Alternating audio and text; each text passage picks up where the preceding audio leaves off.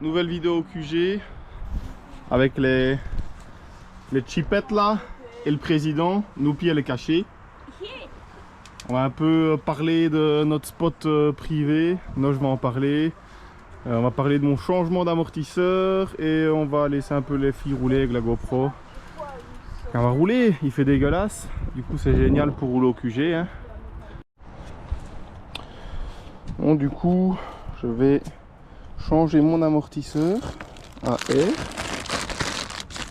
pour remettre le ressort qui n'est pas sorti depuis l'été, je crois. Hein. 270 €, ça marche bien.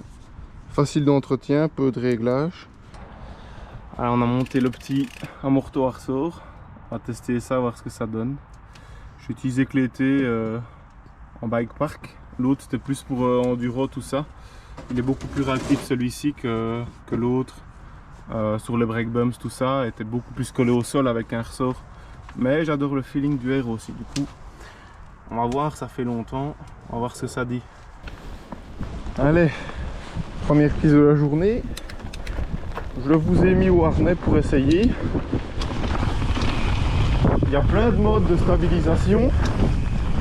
Mais ici,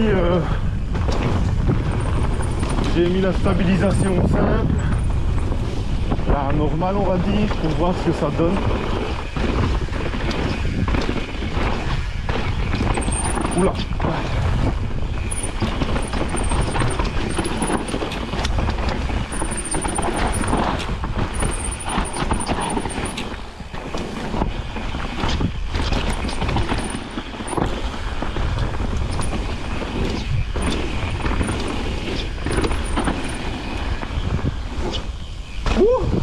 Oh, j'ai tiré.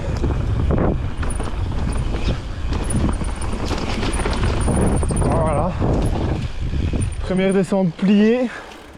Le feeling de l'amortisseur, il est incroyable. J'ai pas bougé. C'est un truc de fou quoi. L'arrière il bouge pas, il est collé. Ça met en confiance à mort. Il manque un peu de peps, de pop. On n'a pas le soutien de fin de course comme le R. La Marie-Flore et Célia.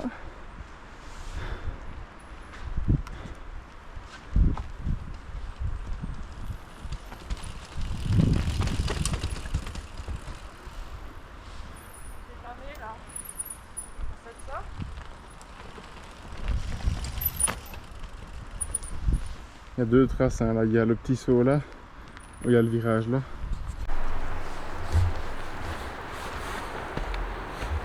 Salut, ça va? C'est le retour des vidéos seules dans le bois. Petite présentation, Noche, président de l'ASBL Trail Riding Company. On voulait profiter de ce petit format de vidéo pour répondre à une question qu'on nous pose souvent, c'est comment est-ce que vous avez fait pour maintenir le spot durant la période sombre que les spots en Belgique ont connue, et comment est-ce qu'on a officialisé un peu cette histoire-là. Voilà, du coup, vous n'êtes pas sans savoir que pendant la période du Covid, il y a pas mal de spots qui ont disparu parce que les gens se sont un petit peu sentis pousser des ailes. Il y a eu énormément de fréquentation sur certains sentiers, sur certains spots qui n'étaient pas tout à fait déclarés et légaux. Donc du coup, on a commencé à baliser un petit peu. Donc on s'est dit que ce serait vraiment dommage que ça disparaisse. Donc on a cherché des solutions pour l'officialiser et pour qu'on n'ait pas d'ennui avec je ne sais quelle autorité. Donc la première chose qu'on a fait, c'est contacter la MBF avec Olivier Béard qui nous a donné pas mal de conseils. Donc la première marche à suivre, déjà si vous voulez avancer un peu dans le milieu, c'est de vous déclarer en tant que club, tout simplement. Donc on passe par la création d'une ASBL, ce qui fait qu'au niveau de la législation, vous allez être reconnu et ça va vous enlever déjà certaines responsabilités. Ça, c'est la première marche à suivre. Du coup, après pour le spot, vous avez deux solutions. Soit vous fonctionnez un petit peu comme les trail centers. Nous, on a la chance d'avoir un terrain privé en fait qui appartient à un des membres de l'association. Donc ça nous a déjà enlevé un poids administratif et un poids de temps, surtout dans les démarches. Donc du coup, ce qui s'est passé, c'est qu'on a signé une convention avec le propriétaire qui nous autorise à utiliser le terrain pour le développement de nos sentiers de VTT pour un certain laps de temps. Ici, on a signé pour quelques années. Et donc voilà, donc l'ASBL Trail Riding Company a l'autorisation ici sur une propriété privée d'utiliser le terrain pour la conception des diverses pistes, des modules comme vous voyez là derrière. Voilà, ça c'est un petit peu la deuxième étape. Nous ici on a pris la décision que le spot serait fermé, donc le spot n'est pas ouvert au public, donc ça aussi c'est déjà un poids de responsabilité en moins. L'utilisation du spot est réservée, en dehors de certains cas, uniquement à l'utilisation des 11 membres de l'association. Donc il n'y a que les 11 normalement qui ont accès au spot. Maintenant ce qu'on a décidé c'est qu'une fois, quelques fois sur l'année maintenant, on invite nos amis extérieurs à l'association à venir rouler un petit peu sur le spot. Là on va sur la mini R1 où on a des petites passerelles. Hop.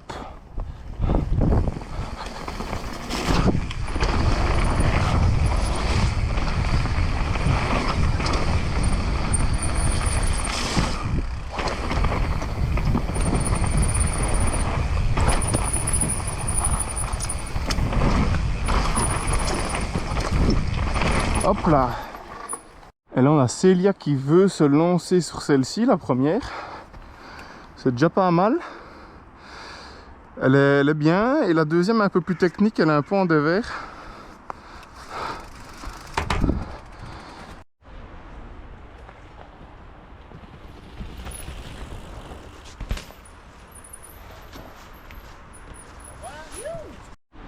Là, on a Célia qui se lance sur la passerelle pour la deuxième fois.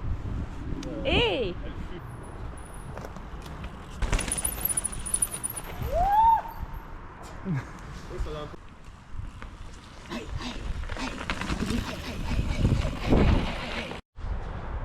Voilà les filles sur la table.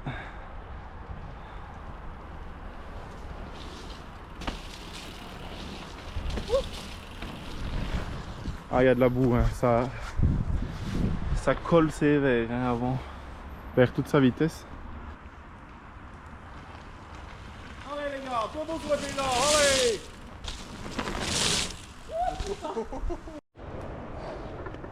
Quand tu veux.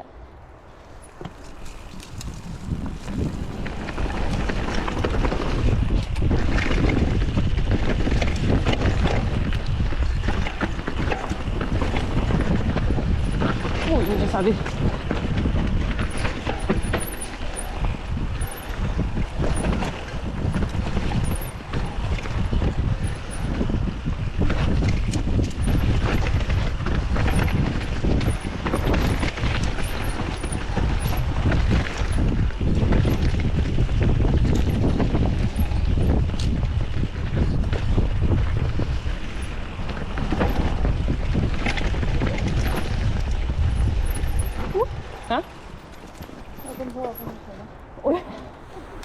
C'est pas parce qu'on a un terrain privé qu'on n'a pas de responsabilité, donc on a dû mettre quelques petites choses en place, comme par exemple quand on invite nos amis, etc. On est obligé de leur faire signer une décharge de responsabilité. Le deuxième point, c'est qu'on a dû mettre, vous allez sûrement le voir en image là, c'est qu'on a dû mettre aussi de la signalisation en place. Donc on a bien délimité la propriété avec une clôture plutôt visuelle qu'efficace. On a un panneau de prévention à l'entrée et évidemment tout est bien précisé que l'accès est strictement interdit, qu'on y pratique le vélo de descente, que ça peut être dangereux, que n'importe qui ne peut pas se lancer comme ça sur le sentier. Voilà, tout simplement, c'est un sport dangereux, on ne fait pas ça comme ça. Et puis il y a cette notion aussi de propriété privée que certaines personnes, je pense, oublient un petit peu. J'ai l'impression que les utilisateurs de la forêt pensent qu'en fait la forêt appartient à tout le monde. On est sur une propriété privée, c'est comme votre jardin. Je ne m'amuse pas à aller créer des traces et à aller rouler en vélo dans votre jardin. Ici c'est exactement la même chose, l'accès est réservé. Même pour y accéder, on passe par une propriété privée, la loi c'est la loi. Alors même si on est chez nous et qu'on a le droit un petit peu de gérer, je veux dire, le spot comme on en a envie, c'est pas pour autant qu'on doit non plus faire n'importe quoi en matière de terrain. Donc par exemple en matière d'urbanisme, on sait que les modifications de terrain sont surveillées. C'est pas non plus parce que vous êtes sur une propriété privée que le département nature et forêt n'a pas son mot à dire sur la manière avec laquelle vous traitez la nature, les cours d'eau, etc. Donc tous ces organismes-là ont aussi le droit de regard sur une propriété privée. Il ne faut pas s'imaginer qu'on peut faire n'importe quoi. Voilà, je pense que vous avez un peu les grandes lignes. Je pense qu'on pourrait faire une vidéo de 45 minutes sur la conservation et la conception de spots, d'officialisation. Donc voilà. En tout cas, maintenant, il faut savoir qu'en Belgique, tout est faisable. Créer un spot n'est pas devenu une mission impossible. Il y a eu un énorme trou, il y a eu beaucoup de spots qui ont disparu. Je suis vraiment désolé pour les shippers qui ont passé des heures à travailler sur les spots. Mais je pense qu'à un moment, il faut se remettre un petit peu en question. Et comme nous, il faut essayer de passer par la voie légale pour conserver son terrain d'amusement. Parce que ça reste d'abord un amusement et un sport, une passion. Donc voilà. Aussi, pour les détracteurs qui sont pas tellement d'accord, qui pensent qu'on les parque dans des trail centers, qui pensent qu'on est un petit peu fermé avec notre spot fermé justement. Ben, j'ai juste envie de vous dire, en fait nous on roule, nous on a un spot, on adore profiter de ça et du coup si vous avez envie de vous impliquer, de changer les choses, investissez-vous dans un club comme le nôtre, investissez-vous dans les autres trail centers, essayez de faire bouger les choses plutôt que de rester scotché derrière votre clavier. Voilà, c'est tout. Je pense qu'il n'y a rien d'autre à dire. Voilà, c'était un plaisir de vous expliquer ça et voilà, encore une fois n'hésitez pas à revenir vers nous. Voilà, petite Wolf pour finir la journée. Dites-moi si vous préférez la vue au harnais ou au casque. Harnais c'est un peu plus immersif mais ça bouge beaucoup, il y a pas mal d'informations. Moi je préfère au casque, c'est plus agréable à regarder, mais au harnais c'est sympa des fois. S'il faut plus de stabilisation, vous pouvez me le dire aussi. Je peux augmenter et voilà. Allez, yo!